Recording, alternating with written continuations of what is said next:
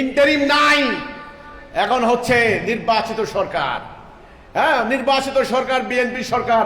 আমরা আগেও ইন্টারিমকে বলেছি, তারও আগে শেখ হাসিনার সরকারকেও বলেছি যে বর্তমানে যেই ব্যবস্থা দিয়ে রাষ্ট্র চলে, এটা ব্রিটিশ খ্রিস্টানদের তৈরি করা, এটা মানুষের তৈরি করা উপনিবেশিক যুগের।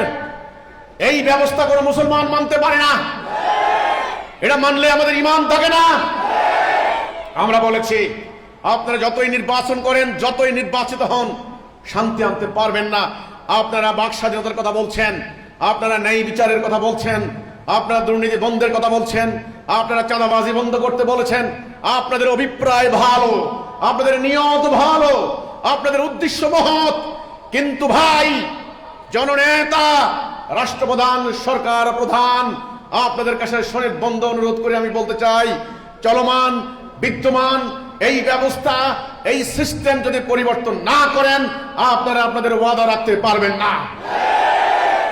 এই জন্য আমরা বলেছি, আমাদের সংগ্রাম হচ্ছে ব্যবস্থা পরিবর্তনের, মানুষের পরিবর্তন চাই না। মক্কার কাফের সমাজে, জাহিলি সমাজের মানুষগুলি ছিল আধ্যাত্মিকভাবে দেউলিয়া, দুর্নীতিগ্রস্ত, অনেকে মাদক খাইতো, অনেকে নারী নির্যাতন করত। সেই মানুষগুলিকে সোনার মানুষ রাদিয়াল্লাহু আনহুম ওয়া রাদু আনহুম পরিবর্তন করে দিলেন কিসে?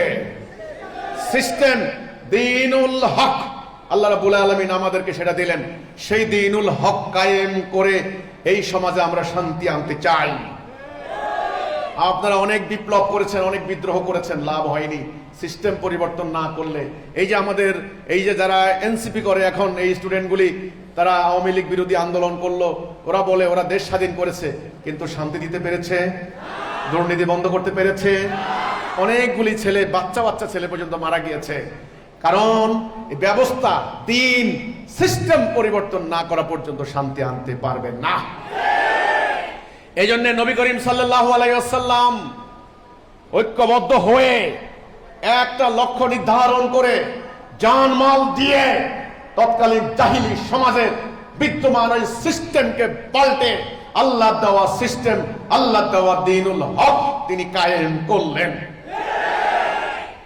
এখন নবী যে কাজ করেছেন আপনাদের জন্য, সে কাজ কি ফরজ না? সুন্নত হইলেও সুন্নত, আর আল্লাহর হুকুম মোতাবেক ফরজ। আকিমুদ্দিন। এবার দিন কায়েম করতে হলে একটা কর্মসূচি লাগবে। কি লাগবে?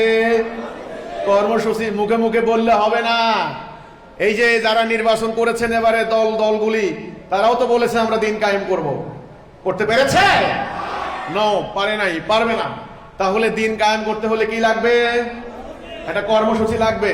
আচ্ছা, দিনটা কার? আল্লাহ। নির্দেশ দিয়েছেন কে? তো কর্মসূচি কি আমরা হাওলাত করব নাকি? সেটাও আল্লাহ দিয়েছেন। সেটা 5 দফা কর্মসূচি। আলহামদুলিল্লাহ। 1 নাম্বার, ঐক্য। যারা দিন কায়েম করতে চান তাদেরকে ঐক্যবদ্ধ হতে হবে। কোনো কৈফিয়ত চলবে না। আপনি টুকরা টুকরা থাকবেন, যার যার ফেরকা, মাযহাব, তরিকা, দল, পার্টি নিয়ে আলাদা থাকবেন, দিন কায়েম করার স্বপ্ন দেখেন না। ঐক্যবদ্ধ হতে হবে। 1 নাম্বার কি? 2 নাম্বার, শৃঙ্খলা, ডিসিপ্লিন, কান খাড়া করে শোনা। 3 নাম্বার, আনুগত্য। আনুগত্য করতে হবে একজনের। নেতা হবেন কয়জন? একজন। যদি বলেন আমি কারো আনুগত্য করব না, তাহলে আপনি দিন কায়েম করতে পারবেন না ভাই। আপনাকে আনুগত্য করতে হবে। আল্লাহর আনুগত্য, রাসূলের আনুগত্য, আমিরের আনুগত্য। আনুগত্য লাগবে 3 নাম্বার। 4 নাম্বারে হিজরত।